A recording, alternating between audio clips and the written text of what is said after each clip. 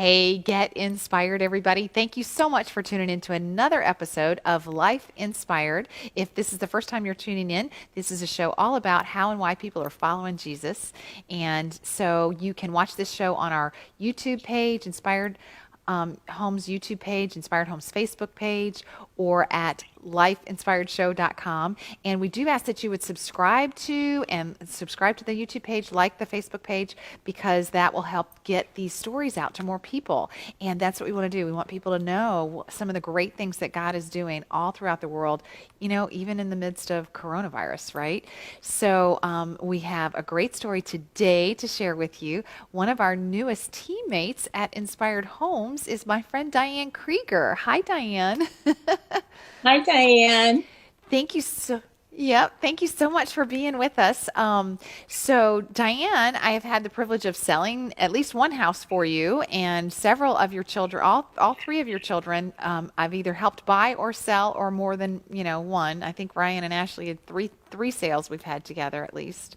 So, and then now you decided to get your real estate license and come work with us, and so we're going to talk about a turning point, Diane, and you're going to tell me maybe a backstory to the turning point, and then a dot dot dot, and then God stepped in and did something from the backstory, and He says, "Yeah, you're not going to keep doing this. You're going to do something new," and then that new thing is something He's inspired you to do. So, what are you going to share with us? Tell us what you have to talk about today. Give us a backstory. Okay, well, I am a wife, a mother of three married kids. They're all launched, and I'm expecting grandchildren, two more, number 7 and 8. And that has just been a huge joy for me. I'm just a Yeah. proud grandma. So that's been a huge joy. Most of my life has been focused on teaching. I've either been a classroom teacher, a reading teacher. I've done some real estate in the past where I feel that that's part teaching and part helping people to find their dream house. Right. So, Right. yes, I'm a helper. That's me. That's where I get my greatest joy. That's right. Yeah. But Yep. I've always had Jesus in my life as the priority, then family, work, and service. So it's been, he's always been whispering in my ear, but as the journey went along, I would say that Jesus has been a stronger focus as I go along in my life. So, yeah. So, a couple Right. of things that came to mind of service. For the last few years, I've been working at a place called Our Lady of the Road. And it's a drop in center that was started by Dorothy Day back in New York City in the Great Depression. And these have just taken Wow. off all over the country. And so at Our Lady of the Road, it is a model of sitting down with folks who drop in. Many are homeless, some are not, but sitting down, sharing a meal Oh, and fellowship. And that has been an incredible model of just a family style meal. So that has been a that's great awesome. service that I've been enjoying. And also working with Women's Care Center, just helping the moms and babies. This is such an important ministry. We have people who want to choose life, but they need the support through their pregnancy and, most importantly, after baby is here. So those have been two things Right. that God has just called me to work with. That's Mhm. awesome. So when we were selling your house on the south side, you and Dan had started to do, I think it was Franciscan. Is that right? Am I saying that Yeah, right? yes, I was going to kind of lead into that because my faith journey growing up in Mishawaka in a neighborhood that, Winding Brook. yes, yes, we were one of the first homes in Winding Brook, and everybody had large families. So I had six brothers and sisters. Many families were Christian or Catholic, and it was just a great environment. So I was growing up in this big family, and of course, Sunday Mass was expected. And We went to Catholic school. So that was a bit of evangelization along the way. But really, in the 60s and 70s was a huge turning point. And that's when I started to say, I don't really like the way things are going. People are not serving Jesus. They're not really thinking about him. They're not going to church. They don't have their community. So that started to worry me. And that was about the time I got married to Dan and we started our family. And we were saying, how are we going to pass on the faith to our kids?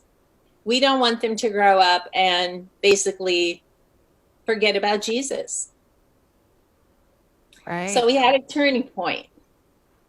One of our turning points, a really wonderful couple. We were living in Warsaw at the time, and they said, why don't we do a Friday night prayer time?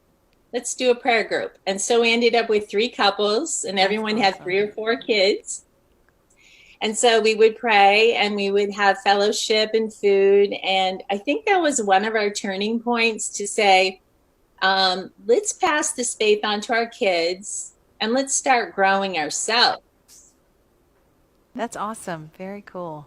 Yeah, so then we just started looking into more things that we could jump into, like Bible studies, seminars. We went to several pilgrimages.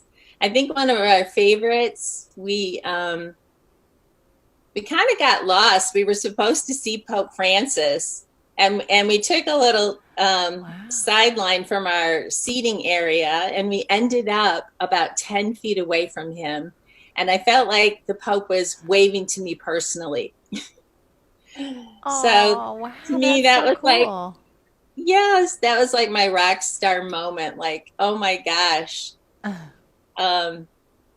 Another turning point that I wanted to mention was when my daughter Lauren was just shy of her wedding to Joel, and he was in a critical accident. Right. And I think you know this story.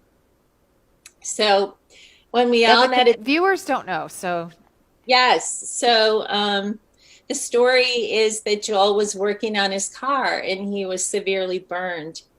So probably the like worst he was news like you have. on fire. He was, and fortunately, I think it was a God moment because his dad was saying, you know, Joel is getting married soon. I think I'm just going to go out and chat with him, see how he's doing. He's working on his car, you know, spend this time. And at the time that Doug walked out, Joel was on fire running, and Doug was able to tackle him in the wet grass, and that pretty much saved his life. Right. So they airlifted him to Kalamazoo Burn Clinic, and we all drove up. And it was probably one of the worst moments of our life to hear the doctors say, Joel has a 50-50 chance of making it. And, you know, just trying to stay strong, trying to pray. It was a whole journey of 2 years. And what was really cool, though, is that increased all of our faith in our family. My daughter Lauren was blogging. There were people from all over the country praying for Joel.